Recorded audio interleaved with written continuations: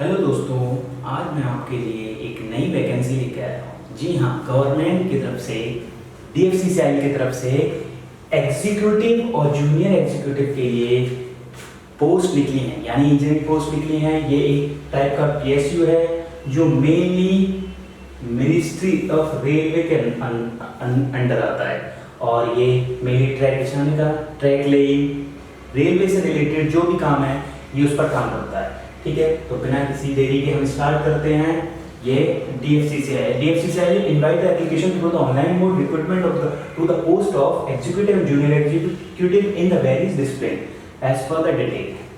Ji, important notice date, this opening date। जी हाँ, opening हो चुकी है 20/5/2023 से ओपनिंग हो चुकी है और लास्ट डेट इसकी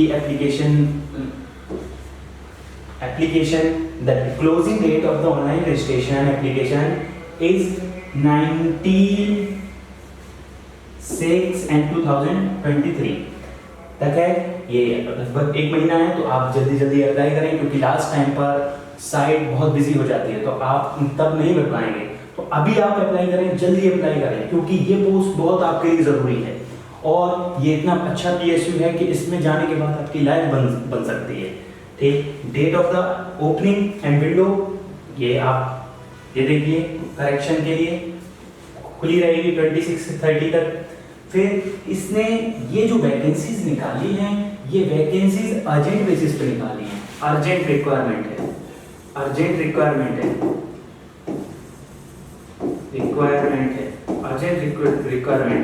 इसमें। तो इसका पेपर भी उन्होंने बता दिया है, जल्द ही पेपर लेंगे। ये पेपर है अगस्त में पेपर हो जाएगा और पहले DFCCIL क्या करता था, अब से पहले जो भी टेस्ट लेता था वो DFCCIL एक ही पेपर लेता था। कोई भी पोस्ट के लिए एक ही पेपर लेता था। जूनियर एग्जीक्यूटिव और सीनियर एग्जीक्यूटिव के लिए एक ही पोस्ट लेता था, एक ही टेस्ट लेता था। बट इस बार उसने 2 टेस्ट लिए हैं। पहला स्टेज फर्स्ट कंप्यूटर बेस्ड होगा, दूसरा भी स्टेज 2 कंप्यूटर बेस्ड होगा। आप ये पहला पेपर अगस्त में, दूसरा पेपर दिसंबर। देखिए कितनी जल्दी पेपर ये करा रहे हैं क्योंकि ये अर्जेंट बेसिस पे रिक्वायरमेंट है। ठीक है, रिक्रूटमेंट है अर्जेंट बेसिस पे। ठीक है, अब हम ये देखिए इसका सिलेबस मैं आपको डिस्कशन के लिए, अगर आप चाहते हैं कि इसका सिलेबस में आपको बताऊं तो आप कमेंट सेक्शन में नीचे लिखें, मैं आपके लिए एक सिलेबस के लिए नई वीडियो लेकर आऊँगा। ठीक है, नेक्स्ट टेंटेटिव शेड्यूल होगा सेकंड स्टेज। तो पहला होगा आपका पूरा नॉन टेक। ठीक, दूसरा पेपर होगा टैग, उसमें टैग भी होगा। और ठीक है, tentative schedule computer based aptitude test. ठीक है, अब ये एक tentative schedule computer based test aptitude test होगा, ये मार्च में होगा। ठीक है, आप यहाँ इस पे क्लिक कर सकते हैं और अप्लाई कर सकते हैं। तीसरा है ठीक, date of the CBT and stage of the recruitment shall be intimated time to time through the website of the DFCCIL की वेबसाइट से जाकर आप ये पता कर सकते हैं। ये हेल्पलाइन नंबर है, आप हेल्पलाइन नंबर से पता कर सकते हैं। Detail post of residential. ठीक, तो यहाँ पोस्ट निकाली गई हैं, एग्जीक्यूटिव के लिए पोस्ट निकाली गई है। एग्जीक्यूटिव पे स्केल है 30,000 to 1,20,000। ठीक है, लेवल IDA पे स्केल है। ठीक है, तो यहाँ एग्जीक्यूटिव सिविल के लिए 50 पोस्टें हैं, 50 पोस्टें हैं। किसके लिए? सिविल के लिए, जिसमें जनरल के लिए 24 पोस्टें हैं, SC के लिए 5, ST के लिए 3, नॉन क्रीमी लेयर OBC के लिए हैं 13 पोस्ट और EWS के लिए 5 पोस्ट हैं। हॉरिजॉन्टल रिजर्वेशन जो डिसेबल होते हैं वो उनके लिए है 2 सीट और एक्स सर्विसमैन जो पहले काम कर चुके हैं और उनके बच्चों के लिए या एक्स सर्विस, तो वो यहाँ 7 पोस्ट है। ठीक है, अब आगे बढ़ते हैं। मेडिकल स्टैंडर्ड है A3 का मतलब जो रेलवे लेता है A1, A2, A3, B1, B2, C1, C2। इस तरीके से यहाँ मेडिकल स्टैंडर्ड है A3। ठीक है, अगर आप ये चाहते हैं कि A3 क्या होता है तो आप मुझे कमेंट सेक्शन में बताइए, मैं वो भी डिस्कस कर दूंगा।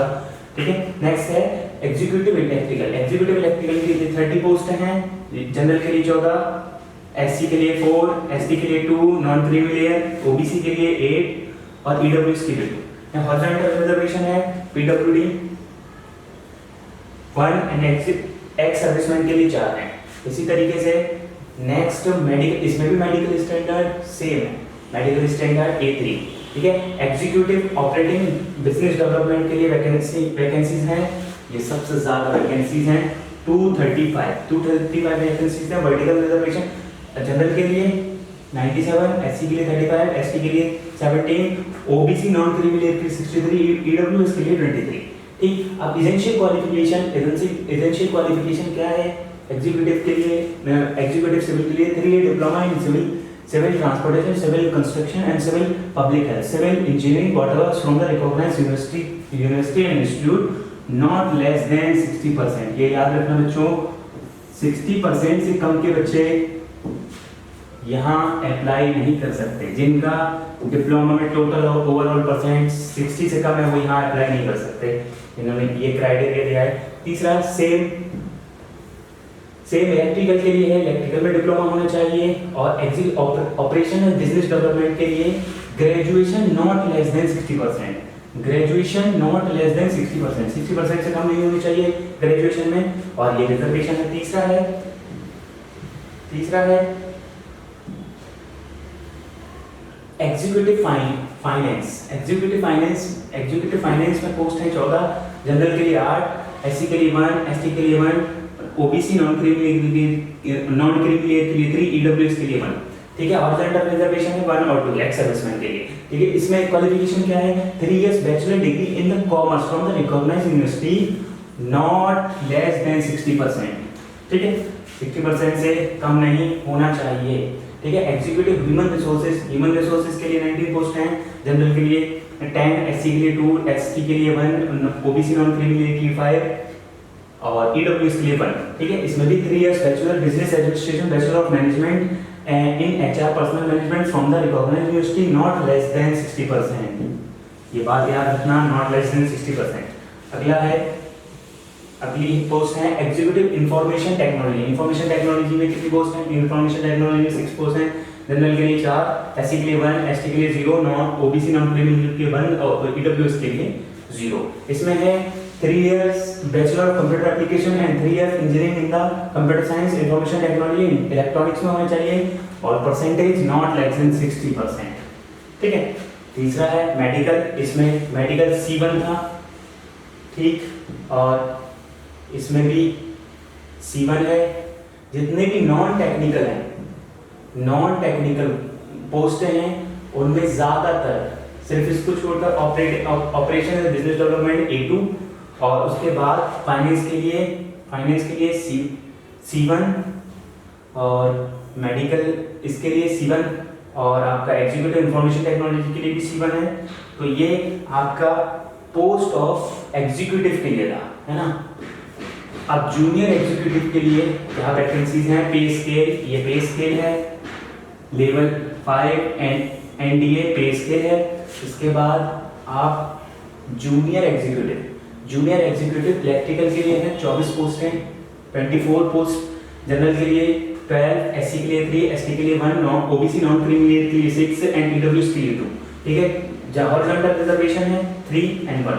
ठीक है, इसमें भी मेडिकल स्टैंडर्ड A3 है, और essential qualification matriculation with not less than 60% marks plus 2 years duration of completed apprentice किया हो कहीं पे, ITI approved by the SCBT and NCBT in the trade of electrician, wireman, electrician, power of the distribution, lift, escalator, mechanics, instrument mechanics, technician, power electronic system from the recognised institute not less than 60% in ITI में आपका 60% से कम नहीं होना चाहिए।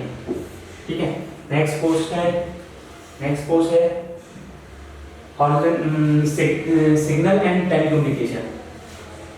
Signal and telecommunication, ठीक है, signal and telecommunication के लिए 148 पोस्ट हैं। जनरल के लिए 62, एससी के लिए 22, एसटी के लिए 11, नॉन क्रीमिलियर ओबीसी के लिए 13 है, ईडब्ल्यूएस के लिए 14, और इसमें भी मेडिकल स्टैंडर्ड 8 भी है। एसेंशियल क्वालिफिकेशन सेम, ठीक है, सेम आईटीआई, ठीक है, इलेक्ट्रॉनिक्स में होना चाहिए, ठीक है, मैकेनिक कंज्यूमर इलेक्ट्रॉनिक्स इलेक्ट्रॉनिक्स में होना चाहिए ज़्यादातर डिप्लोमा, और आईटीआई हो आपका नॉट लेस देन 60%, ठीक है। अगला है आपका मेडिकल स्टैंडर्ड, इसमें भी ये है, जूनियर एग्जीक्यूटिव मैकेनिकल में 9 पोस्ट हैं, matriculation is not less than 60%, marks plus 2 years duration course completed at the apprentice ITI approved SPVT and NCVT in the trade of the filter from the recognised institute with not less than 60% से कम नहीं होना चाहिए, और ये ITI duration है, ठीक है। Next आप तो ये सारी पोस्ट दी हैं आपके लिए, और ये एब्रिविएशन दिए हैं जो आप यहाँ पढ़ सकते हैं और उसका मतलब समझ सकते हैं, ठीक है। तो यहाँ इन्होंने ये दिया है कि आप ऑनलाइन जा सकते हैं कैंडिडेट, ठीक, और ये क्वालिफिकेशन भी है कि किस तरीके से क्वालिफिकेशन, एज लिमिट पर बात कर लेते हैं हम। एज लिमिट एग्जीक्यूटिव के लिए 18 से 30, और जूनियर एग्जीक्यूटिव के लिए भी 18 से 30।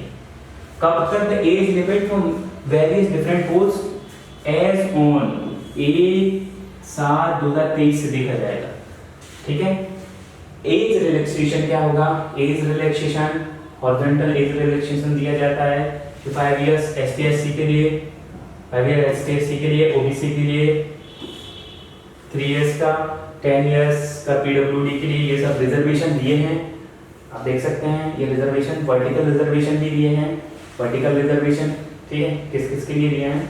एसटी/एससी के लिए रिजर्वेशन दिए हैं, ओबीसी अदर बैकवर्ड क्लास के लिए रिजर्वेशन दिए हैं, ईडब्ल्यूएस के लिए भी रिजर्वेशन दिया है जो कि रिजर्वेशन है, और हॉरिजॉन्टल रिजर्वेशन भी दिए हैं। हॉरिजॉन्टल रिजर्वेशन जैसे एक्स सर्विसमैन, ठीक है, पीडब्ल्यूडी पर्सनल बेंचमार्क डिसेबिलिटी है जिससे उसे रिजर्वेशन दिया गया है।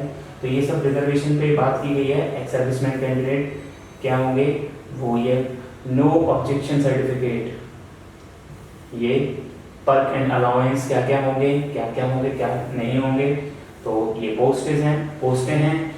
अगर आप चाहते हैं कि मैं इन सब के लिए कैटेगरी वाइज हर चीज़ को डिफाइन करूं कि क्या है medical standard A1, A2, A3, B1, B2, C1, तो आप मुझे कमेंट सेक्शन में बताएं, मैं आपके लिए एक वीडियो लेकर आऊँगा जिसमें हर चीज़ डिफाइन करेंगे।